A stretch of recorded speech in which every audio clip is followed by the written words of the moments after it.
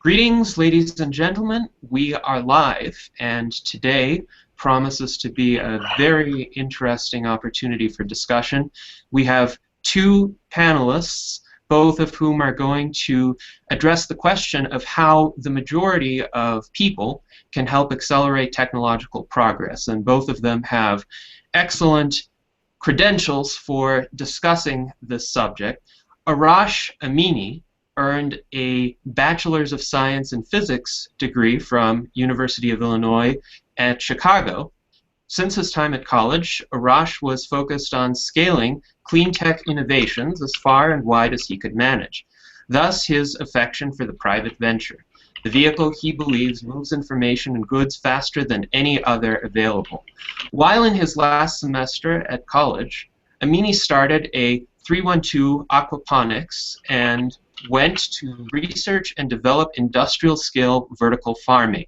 His latest venture, Farm Tower Co., is personalizing farming, bringing the site of production to the site of consumption.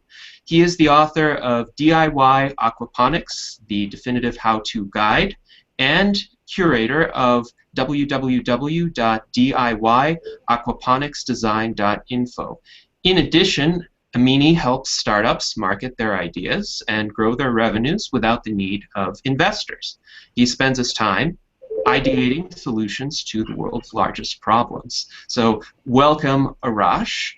And we also have a guest who has appeared in our last week's discussion as well, Demian Zivkovic, 23 years old, a student of artificial intelligence and philosophy, and founder and president of the Arma'thwynn Society, an international transhumanist think tank comprised of a group of transhumanism-oriented professionals, students, and entrepreneurs interested in an interdisciplinary approach to advancing transhumanist technologies. Demian has been involved in several endeavors, including interviewing Professor Aubrey de Grey, a leading biogerontologist working on the problem of reversing senescence. He is also organizing a transhumanism lecture in the Netherlands now, and he is spreading Death is Wrong, my illustrated children's book on indefinite life extension in the Netherlands. So welcome, Demian, as well. We are very pleased to have both of you on here. And the main question that I would like both of you to comment on is, what actions can most people take today to assist in the acceleration of technological progress so as to solve, within the lifetimes of those alive today, many of the major problems currently associated with the human condition? And I know that's quite a broad question, but I'd like you to bring your backgrounds and your skill sets to bear on addressing it. So Arash, we will start with you. If you could offer your thoughts on how most people could contribute to the acceleration of technological progress. Well, that is a loaded question. I think the most productive answer, though, the one that does not include every person, is to start a private venture to utilize the investment capital available all across the planet in commercializing what they deem is a appropriate technology for the market that they have access to. I do believe every single person can start their own venture. To what scale is dependent on the person's willingness and truly just their willingness. That being said, I'm of the mindset that we can't accelerate any faster than seems to be a natural unfolding to life that we cannot push anymore. I say this because when a technology comes out before the market is ready for it, it doesn't take hold. You know, there was tablets out available before Steve Jobs and his iPad, but they didn't strike a chord and develop a following large enough to maintain the research and development needed to, manufacture these things. So when the people are ready. The technology is there, willing and waiting. I don't think philosophically we can move any faster. At the same time, perhaps it's now appropriate for us all to kind of join the global technological marketplace, and maybe that is the time where things become sped up in general. So it's a very deep philosophical question that I struggle with all the time. Well, thank you very much for your thoughts, Arash, and definitely I will have a lot of follow-up questions based on what you said. There are many directions we could take this in. Now, Demian, I would also like to hear your thoughts on the original question. Well, I would say that I agree with the first part with Mr. Arash about everyone being capable of starting a venture depending on their willingness and their skill sets. And what I also would really like to say is that you should try to get people motivated, get people to understand what kind of marvels technological progress can bring us. And I think that's a very important role for people who don't have, for example, a skill set to be an entrepreneur or whatever. I mean, you can be an artist, a journalist, you can do all sorts of things to get people excited. And what I said the past time is that people usually, according to me, they follow technology. They follow how easy to use it is.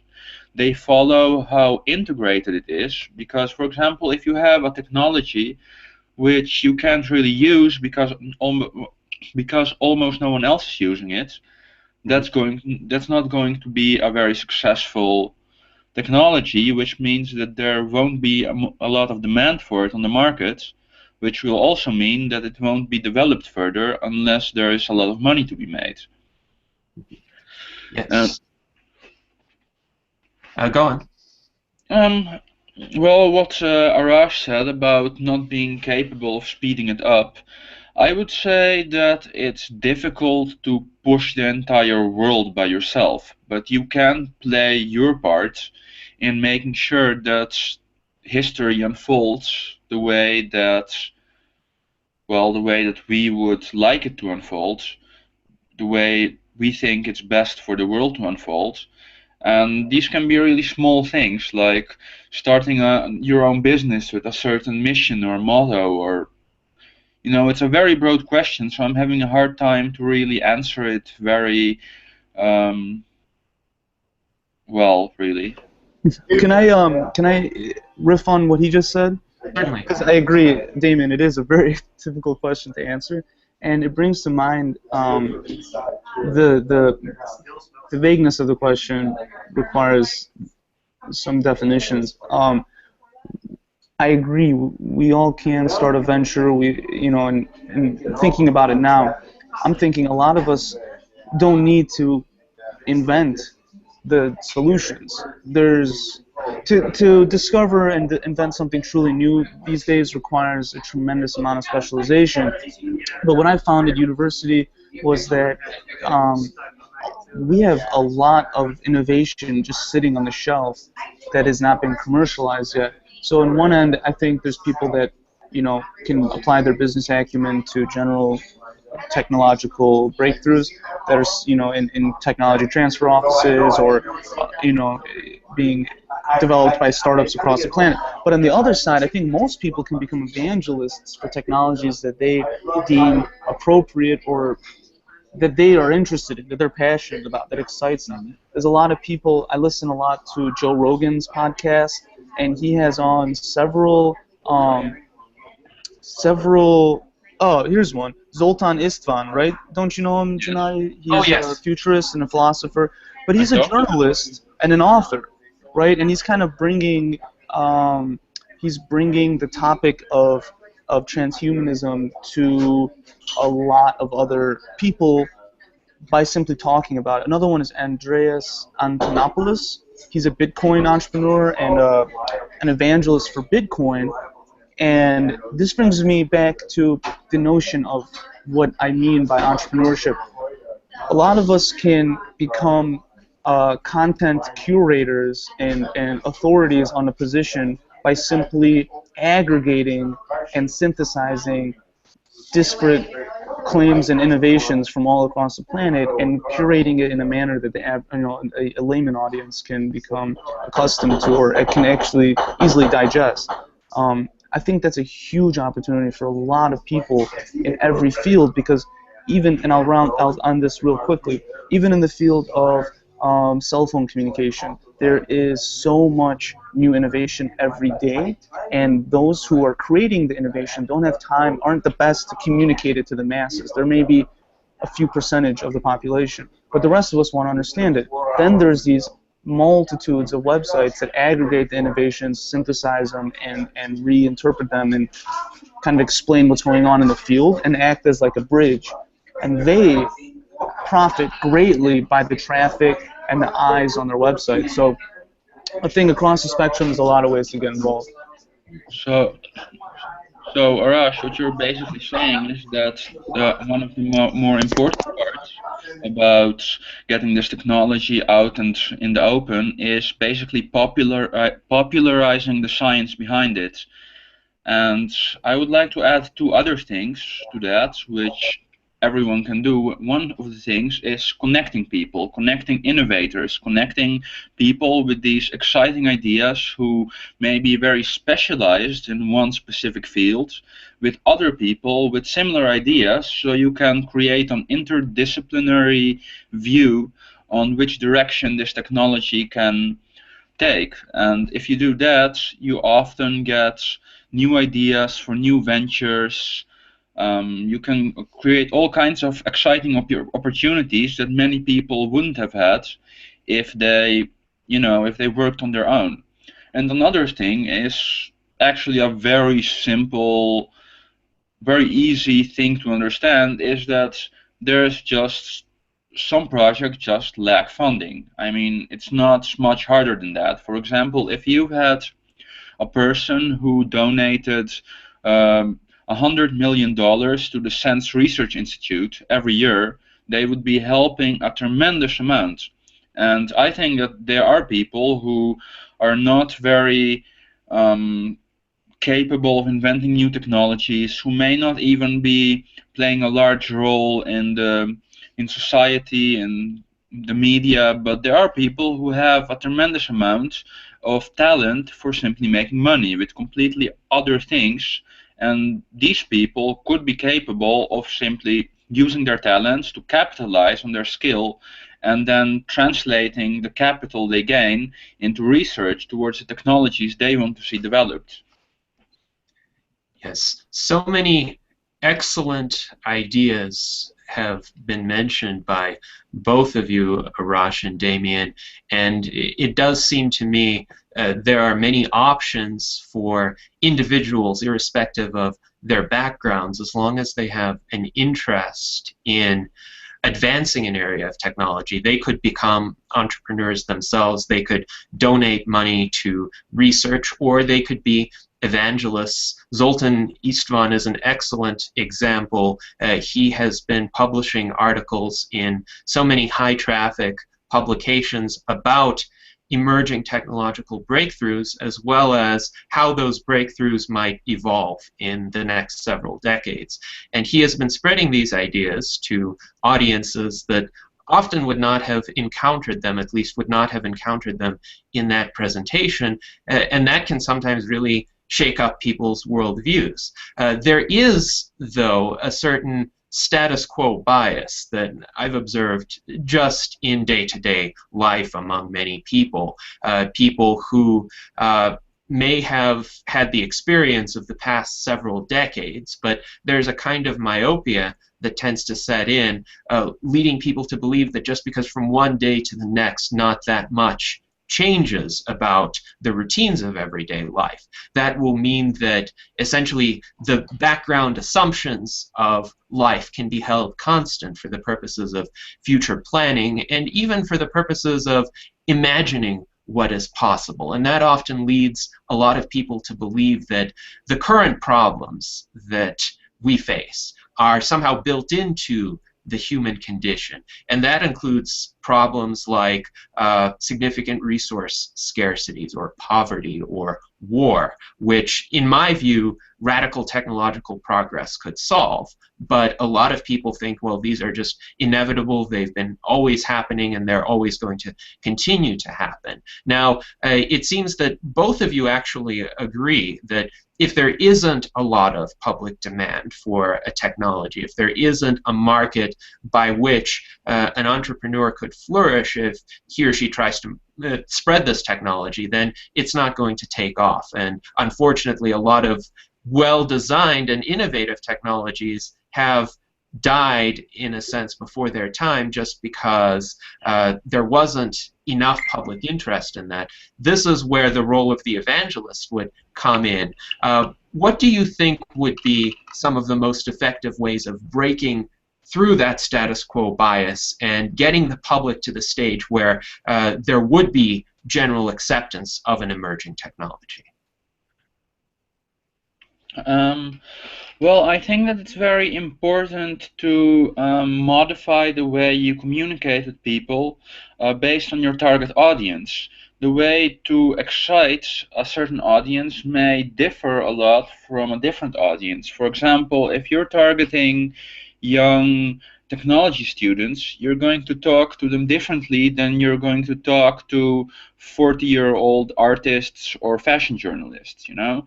It's a really different way of communicating, and I think that many people who are very invested in this research, who are very specialized in the science behind it, that they often have spent a vast amount of time developing their academic skills, but they often don't have optimal communication experience simply because that's not their area of expertise.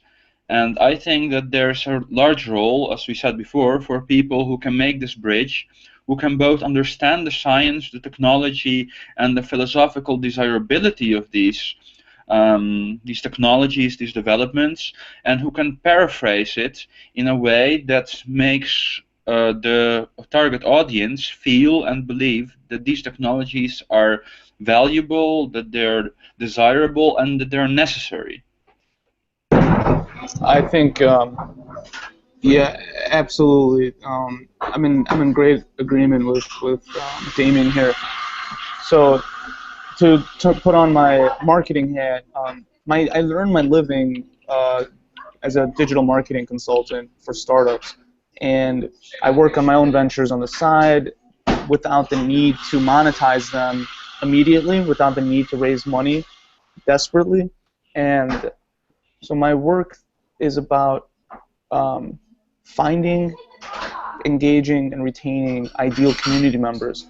And you're never going to see another Facebook again. You're never going to see another Google. You're never going to see another Amazon. The era of massive social networks is coming to an end. And if, for instance, one dies, like Yahoo, another will buy it that is existing today. 2015 from here on out is the era of niches, of tight focus, and finding the people that are exactly in agreement with you. And yes, I agree, Damon, you have to talk to them in their own terms, and you have to find them where they are and speak to them in the language they understand or they speak in, and so on and so forth. So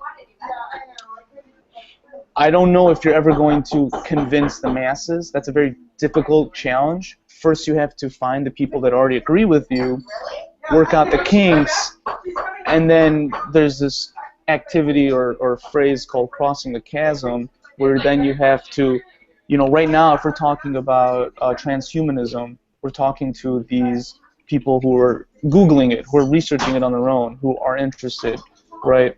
And that number is growing, but the day that it becomes a common topic is going to be the day when someone figures out some sort of innovation that hides all the technology. You press a button and you get the benefits.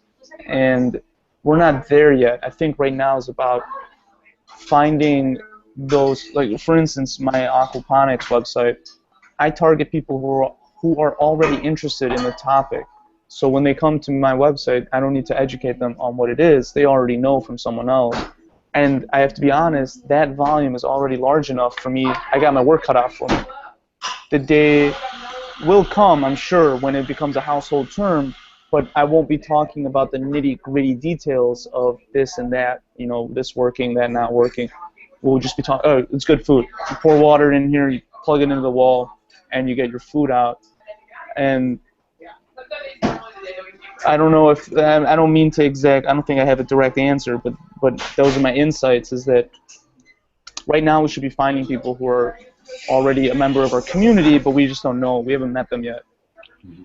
Well, what we've seen in the past for, you know, as long as history has been recorded, is that technologies indeed do get embraced when they become so intuitive that we don't need to educate people on how to use them, that you don't need very specific training to you know, to accept them. And what we've seen, for example, in the past few decades is you have Microsoft, you have Apple, and you have Linux, you know. And with Linux, you have a lot of education to do. It's a very powerful system. It's a very customizable system, but it remains a niche for certain people who are that interested in their computers that it's actually a hobby for them to mod and program and expand their machine, their equipment.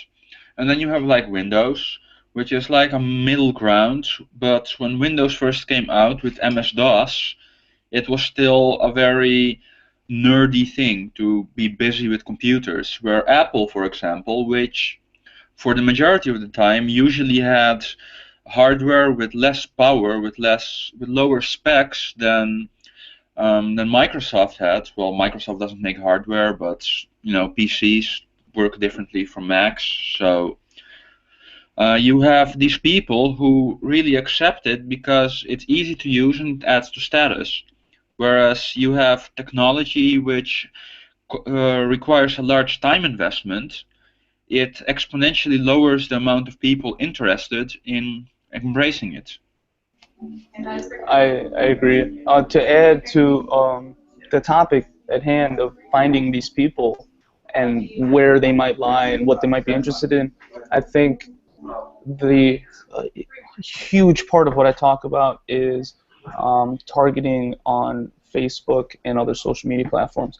For the first time, I don't know how familiar you are, and in case someone listening is completely unfamiliar, for instance, Facebook has over 1 billion users, over 7.5 billion in advertising revenue.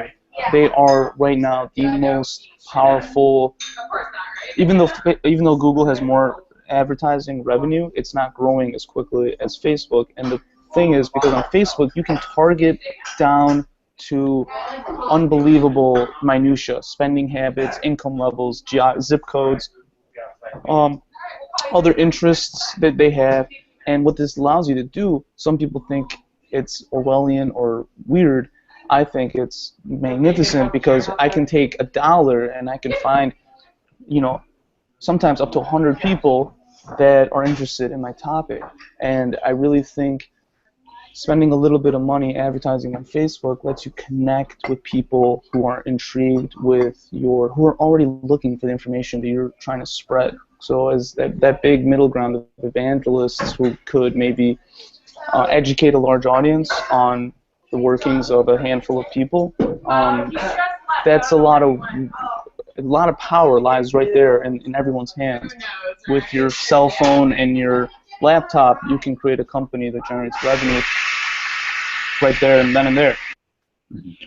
Very interesting ideas, and incidentally, I do have a little bit of experience with Facebook advertising. A few months ago in mid-2014, I funded the Movement for Indefinite Life Extension advertising campaign just to try to get more people interested in the Facebook page of MILE, the Movement for Indefinite Life Extension, to get exposed to the feasibility and desirability of eventually reversing senescence through biotechnology. And we were able actually to increase the number of followers of that page by approximately an order of magnitude. So I definitely see the power, the potential of Facebook advertising. Now, the interesting question, though, arises with regard to cultural and political barriers. If we cultivate a niche of people who are well aware of what's going on in a field of emerging technology, who are knowledgeable, who are capable of contributing to it, and who understand its desirability. But then we have large segments of the general public who are just oblivious and who are still living like it's the year 1975. And then they're the ones who vote. They're the ones whose attitudes feed into media portrayals of particular technologies, and even portrayals of whether a given technology goes beyond the bounds of what is comfortable, or in some cases even what is properly human. A good example of this is Google Glass and the kind of hostile media coverage that it's often faced that I think led a lot of people to be turned off of the technology. This is one of those technologies that perhaps came before its time, as both of you mentioned, but it is kind of sad, in my view, that we live in an era before the time of something like Google Glass, because if large numbers of people in the general public are reluctant to accept Google Glass, what about augmentations of the body itself, say replacement organs, organs that are not fully biological? What about therapies that actually significantly prolong the human lifespan and lead people to be youthful at ages 80 and 100, which will probably be technically feasible within 25, 30 years. But if there are significant cultural barriers, how can we overcome them by getting the general public to think of those technologies the way they see, for instance, a desktop computer or a mobile phone today?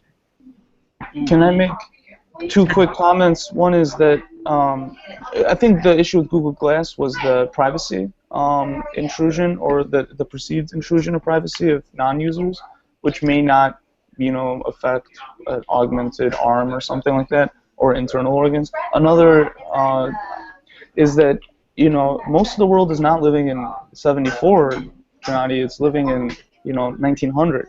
No internet access, limited food supply, no clean water. 2 billion people are living in poverty right now, and so while we can discuss this topic over the internet using, nice computers with Wi-Fi and everything, there is larger issues than our need to live longer, because I'm not saying it's fair or unfair, but if you look at the percentage of people who could maybe live an extra 40, 50 years, 100 years, what percentage of the population has access to that versus, someone who could maybe live up to 65 years old, 80 years old, based on their, rural environment. So I don't think we're going to be able to have mass adoption of anything so cutting edge until the base of the pyramid is lifted up. I'd like to reply to that, and I really disagree with that, honestly. I understand where you're coming from, but I can't see that you have like humanity, and that the gap between the poorest people and the richest people will just magically close. I rather think that the difference between the, how do you say it, of the West, of the rich countries, and the more poor areas will become exponentially larger. However, the poor countries will still benefit a lot from this advancements. If I look at, for example, the world how I see it in 50 years, I think that maybe the poorest areas we have now will maybe be like, let's say, the more rich areas of Eastern Europe, while the most rich areas will be this semi-utopian transhumanist society. And I would like to also to go back to the issue of cultural barriers of these technologies, about synthetic organs, about augmentations, augmented reality. First off, I think the very important thing is how do you market these things, how do you communicate these things to the public? Because we already do have synthetic parts. You have people with Parkinson's disease who have brain implants that allow them to stop trembling. You have deep brain stimulation for therapy-resistant people who suffer from depression, which basically just cranks up their happiness levels in a way. You have synthetic hips, you have pacemakers, you have all these technologies which are implanted in the body and under the guise of medical intervention, while I think they already are in a way a transhumanist application of technology, only a very simple one compared to what's possible. And the second thing is, how do I put this?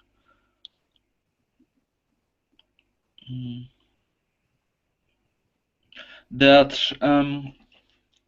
when I talk to people who generally don't have a lot to do with this, who aren't into transhumanism, who haven't thought about it, I am very vocal about, for example, my use of nootropics and my use of life-extending drugs such as metformin, which have scientifically been proven in rats, mice, and also people suffering from diabetes to extend our lifespan. And when I talk to people about this, most of them are either kind of surprised or they are rather worried about the safety of these drugs. They don't actually, look at me as if I'm some kind of maniac, or they're not actually scared of the effects of these things. They're scared of the possible downfalls. And if you can convince people, if you can very much show people that these risks are negligible, I think that they will be accepted in a similar way that plastic surgery is being accepted right now. Because that's one of the most commonly used purely transhumanist medical procedures. Transhumanist in the sense that we modify our appearance to look, in our perception, more beautiful than is naturally possible given our genetics and the mechanical workings of our body. We really got into our body to modify a property that we have. And plastic surgery is, it can be controversial, but it's not rejected on a widespread level. It's not opposed. It's not forbidden. There are no demonstrations against it. There are just some people who think it's unnecessary and maybe stupid. But I think even that will be much less when this technology actually has functionality and really improves the lives of us and the people that we love. Damian, I was just quickly, can you list those drugs somewhere, or I'd love to learn more about those nootropics you're taking. Oh, sure. You have. Can you send them to Gennady afterwards, and we can share them? I will post information that Damian sends about them in the description of the YouTube video that will appear after this discussion. If I may. Can I comment? Yes. If I may quickly say about these drugs, by far the most for life extension, the most well-researched one is metformin. So yeah, I've never heard of it. I'd love to learn more.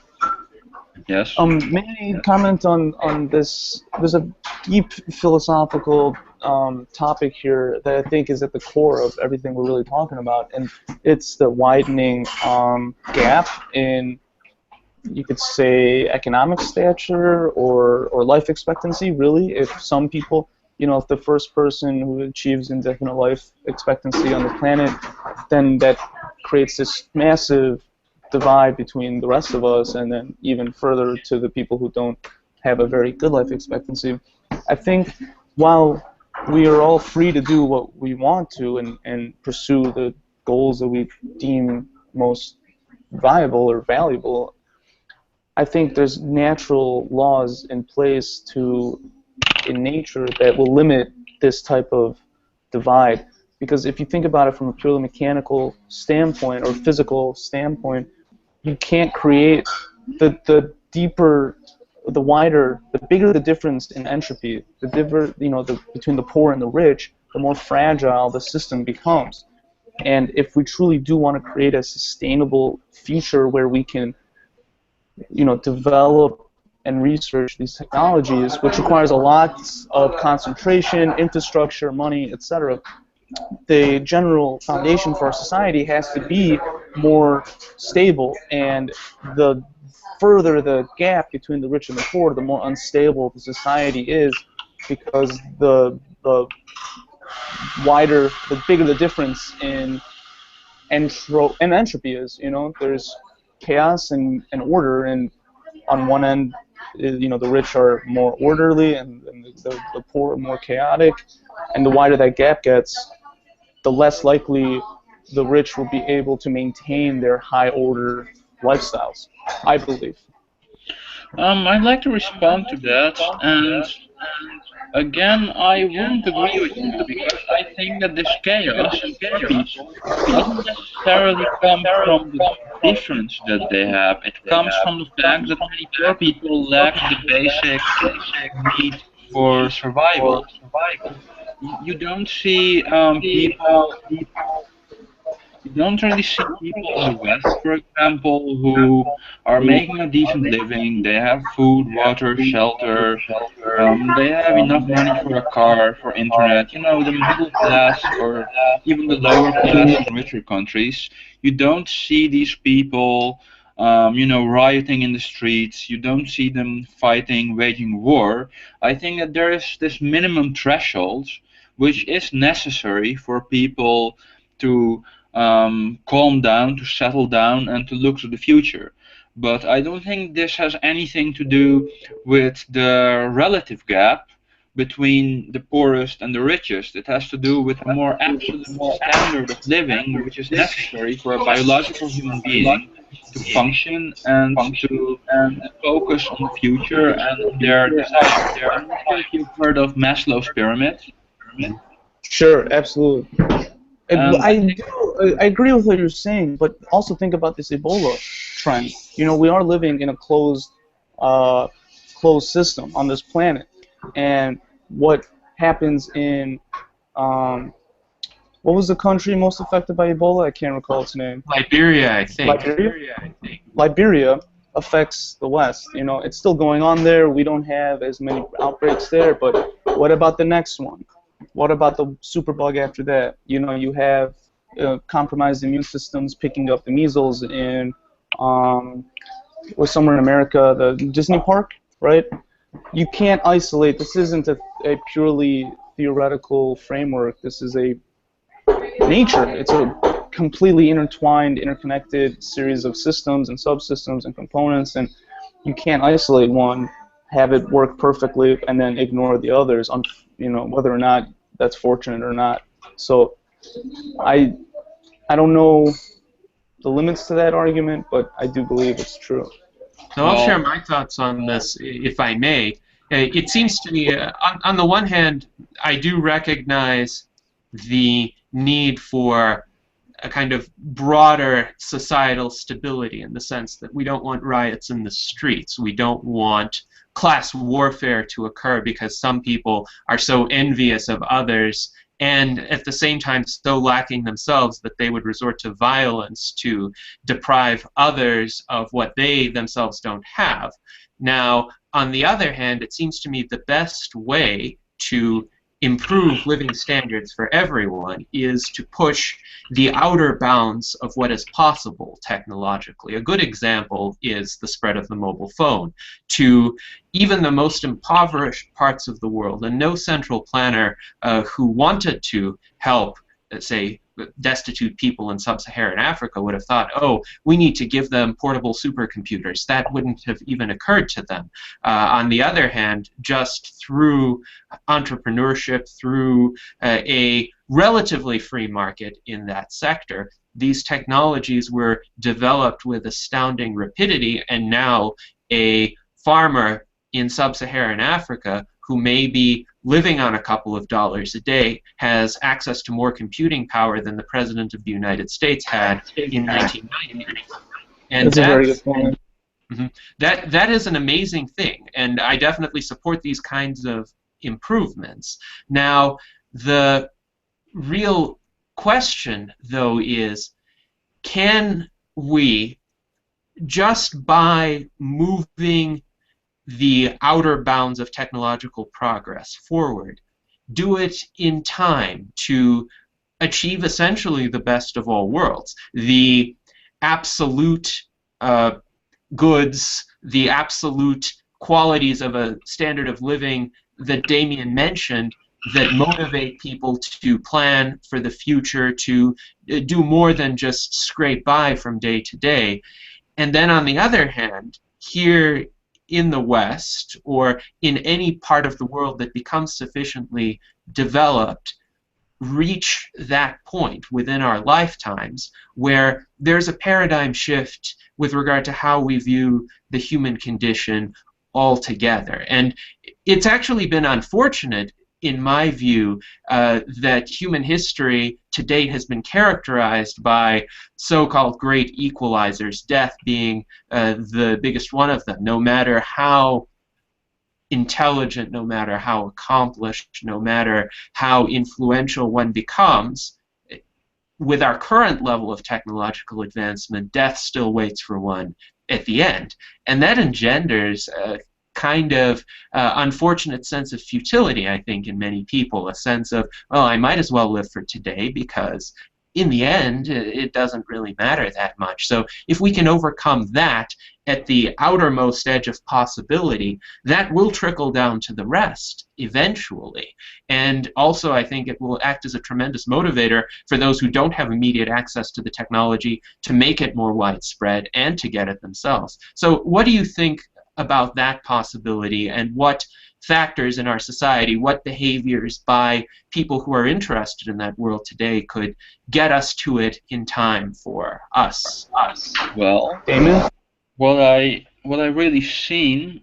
Oh, never mind. What I really seen is your argument about the futility of it all, and because we know that we're all gonna die. I have this very good quote of a dear friend of mine. That's Sven Bulterijs, a researcher and a biotechnician who is also very involved in the heals, and he once said that living and working on your life, knowing that death is around the corner, is like painting a masterpiece only to tear it apart and set it to flames.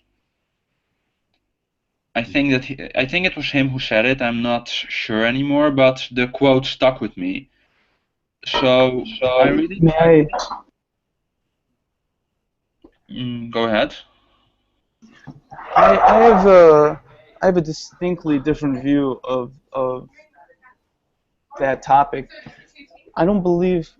I think it's inherently selfish to burn down your masterpiece. You know, to pass it on to the next generation is ultimately what we're here for. I mean, there seems to be No. I'm not going to go along in that. I'm sorry. I'm not going to go along with that kind of thought. I'm not. Can you explain which line of logic you disagree with so vehemently? Two things. First off, the whole idea that selfishness is somehow a bad thing. I mean, there's a difference between being selfish and being destructive to other people. Like a completely different idea. And second off, this kind of almost nature fertility worship, what I call it, that's kind of, puts this objective meaning of our lives only procreation. I disagree with that. I mean, No. I mean it from the most physical perspective. That there is an arrow to life. There is a arrow to time. Things move in one direction. We can't go backwards, seemingly, and there is no. Despite if there's no reason to live, why does a deer try so hard to avoid, the wolf's fangs? Why does a tree try so hard? What is the point if nature doesn't fear death? Surely, of all things, nature should care least of its own death. It kills and is killed in the most quick of moments, instantaneously. Why? It seems like there is a natural progression. Why even evolve? Why is there an evolution? It seems to me logically that things build upon each other and move in a given direction, and all that we can measure scientifically is that time moves forward, right?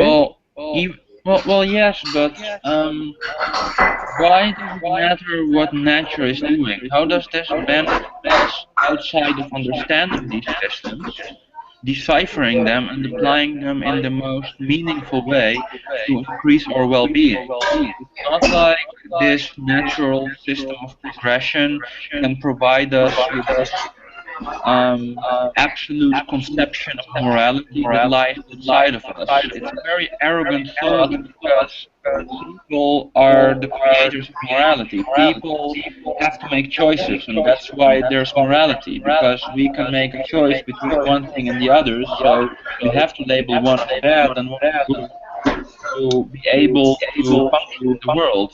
And to seek some kind of ingrained morality in nature is just a wrong thought, if I may be as bold to say that.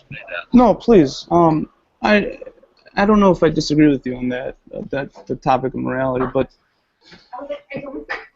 what I see, death plays a essential role in life, and to fear death is to fear life, and to fear life is to fear death, and most of the world has embraced, in whether you call it foolish or not, most of the world, I don't believes in a futility of life. They have the Buddhist faith, but I guess faith in general, that there is something greater than this, which seems to be, I'm guessing, very antithetical to the topic at hand. But most people on the planet believe in something greater, right? Buddhists, Muslims, Christians, Jews. I wouldn't say so brashly that most people they feel life is futile. So I will share my thoughts on this, as there are certainly a lot of nuances to both of your positions that are interesting to explore. Now, in my view, there is no ingrained morality in nature. In fact, evolution is one of the cruelest forces imaginable. One can recognize that by considering that 99.9% of all species, and that's not just individuals, but species that ever existed, are extinct. And a counter-argument might be, well, but it's led to such an escalation of complexity over time. And the response to that is, one, it's not a linear escalation of complexity. There's no built-in tendency for progress in evolution. Natural selection and survival of the fittest essentially just means survival of those who happen to survive given the environment, and the characteristics that are selected for in the environment are not necessarily the characteristics that we would find morally valuable. For instance, if there were some sort of increase in the level of radiation in the environment and all complex life forms succumb to it, but some super resistant but very simple insect survived and proliferated and maybe became larger, and the Earth started to have a population of super resistant gigantic insects that have zero reasoning ability and exhibit this herd mentality, that would be a natural selection process at work. Another example of a natural selection process at work is the evolution of antibiotic resistance in bacteria, which is why humans have to continually develop new antibiotics as bacteria develop resistance to existing ones. And it's essentially an arms race. So I don't consider natural selection a benevolent force. It happened to produce us. And that's great from our vantage point because we're here to talk about it. But there's no guarantee that continuing to respect that force in any sense is going to bring a good outcome, certainly not now, but even millions of years in the future. And we as individuals don't have millions of years to wait.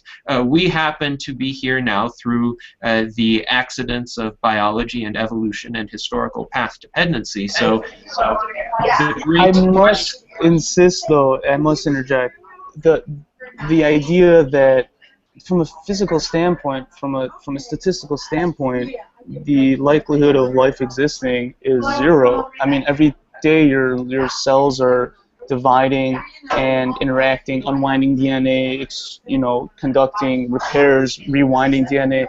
It is probabilistically impossible that life would continue to exist, let alone evolve, let alone develop technology. There If seems to be a guiding force holding it all together. I don't know what that force is. Many people call it various things, but it it's it's zero. To me, the statistical probability of this being an accident is so close to zero that it's zero. I really fundamentally disagree with you on that. I mean, if you look at statistics, I mean, I don't know any event, any conceivable event in the universe that has a statistical probability of zero. There are some Right, I said events so that close to zero, it might as well be zero. extremely unlikely, yes, but I don't believe that there is any sort of force except simple computation. The fact that pattern upon pattern upon pattern is built, which gives rise to emerging more complex But patterns, doesn't etc. the phrase computational imply a coder, No, it a doesn't. programming language? It doesn't? I mean, where does the computation derive from? What?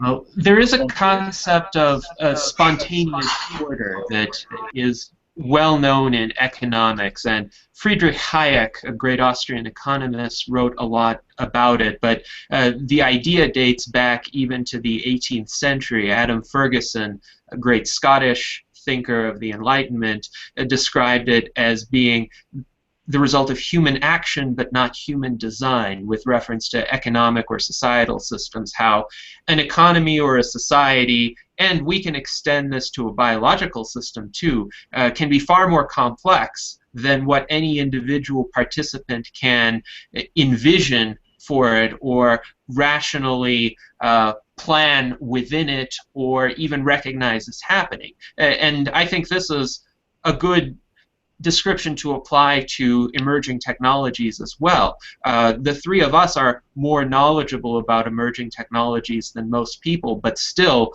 each of us is far from completely knowledgeable about all of the research that has gone on, all of the discoveries and breakthroughs that have occurred, and even all of the products that are out there on the consumer market, and yet the decisions of millions and billions of actors, and indeed the behaviors sometimes of very simple entities that are not intelligent at all, can contribute to an emergent order. But that doesn't mean there is an inherent, let's say, optimality to it.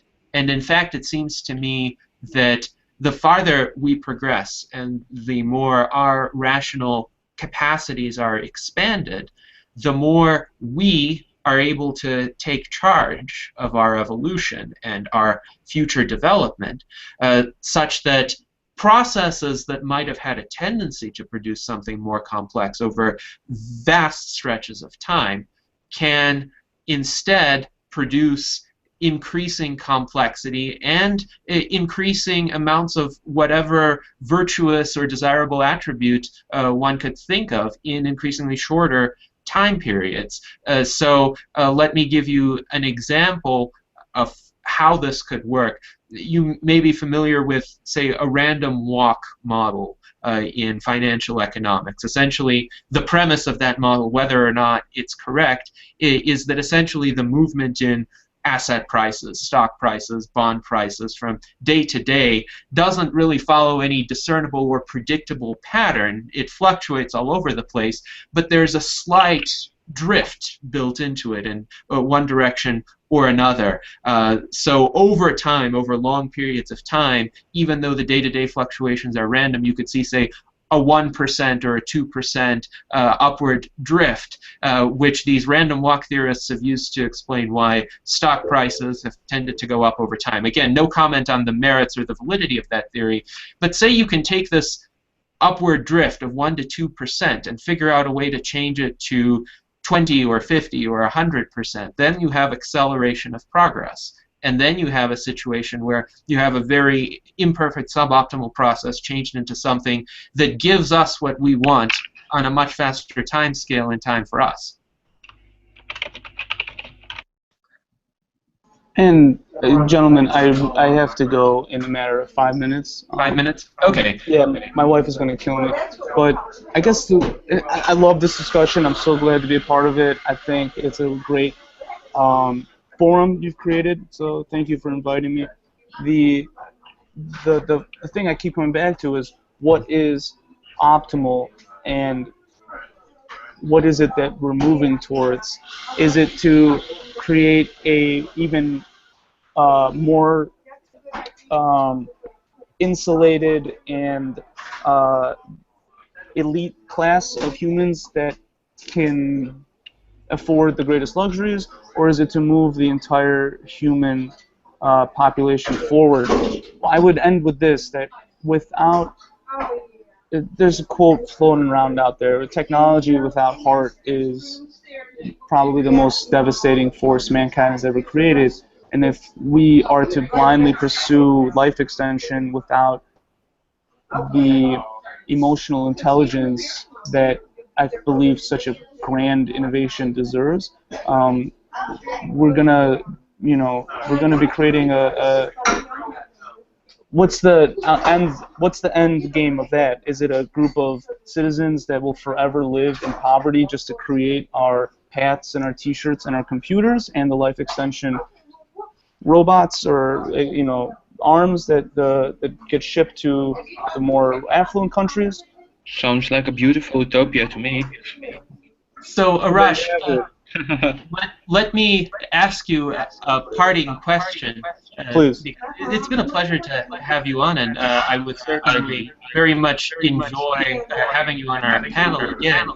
Do you think it's feasible for indefinite life extension in our lifetimes to occur for anybody who wants it with a modicum of means? And that means, suppose somebody with a modicum in sub-Saharan Africa at our age is watching this. What can we do to get that person to have access to indefinite life extension in time for that individual as well as in time for us? I do believe a form of that is possible, with two huge caveats. One being that it's not going to be indefinite because you cannot escape entropy. It'll perhaps be a definite life extension of some sort, which we're interestingly, if we're talking about lifespans of hundreds of years, all of a sudden stories in the biblical mythology become more relevant. And then the second caveat is that I don't believe direct implantations or prosthetics will be the cause of that. I believe it'll be biologics and biohacking, hacking into the true potential in our cells already through nutrients, nootropics, and other forms of epigenetical research. So I don't think it'll be something that you plug in. I think it'll be something you kind of intake or activate through some sort of biological compound that'll slow down the clock. I don't believe philosophically it's possible to stop the clock. I would love to be proven wrong, though. Thank you very much for your thoughts, Arash. And it's definitely a path that I think is a plausible one for achieving indefinite life extension. I also think that just replacing a few organs with artificial organs isn't going to do it. Some changes, not even so much to biological processes, but cleaning up the damage that biological processes cause, which is what the SENS approach of Dr. Aubrey de Grey proposes. That would be a major part of the solution. But in any case, thank you very much for sharing your ideas today. And Demian, I would also offer you the opportunity for some parting thoughts regarding everything you've heard today, everything we've discussed today, what would you like to leave our audience with? Well, first off, I'd like to say that I really enjoyed having Arash on here. It was interesting to hear some conflicting thoughts with mine, which made me think and evaluate certain arguments and certain positions. This was a very nice thing to have, of course. And the parting thoughts that I would like to leave people with is to consider how their own skill sets may best contribute to actualizing this future that we all really want to have. Because, for example, if you're very talented, if you're a very talented investment banker, it doesn't make sense to go study biotechnology because you want to stop senescence. You're better off going to Wall Street, investing, and doing what you can do best, and using your capital, your human capital, your financial capital, to steer the world in this direction, or to help other people who are missing this capital, steering it into this direction. The same goes for brilliant scientists or people who can evangelize well. I would like to leave the audience with the message that you should really try to find out what your best skills are, what you are capable of doing, and what you enjoy doing, and see how to apply this to creating this future. Wonderful. Well, thank you very much, Demian, and thank you again, Arash, for joining me Thank today. you. Fascinating discussion. Hopefully, we'll be able to have both of you on at some later time. And now I will leave my audience to think about all of the ideas that were raised today and thinking about how our viewers as individuals can contribute to the acceleration of technological progress.